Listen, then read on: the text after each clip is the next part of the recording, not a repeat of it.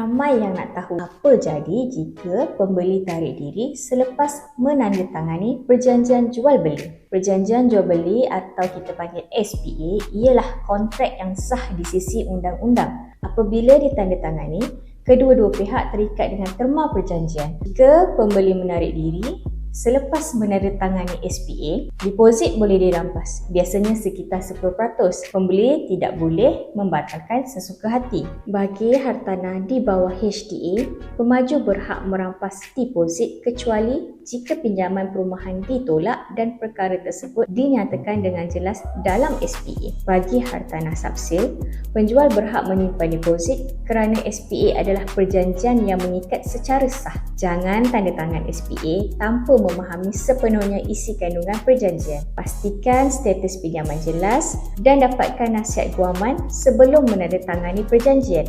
Fahami implikasi undang-undang sebelum membuat keputusan bagi mengelakkan kerugian di kemudian hari. Dapat sesuatu? Follow for more.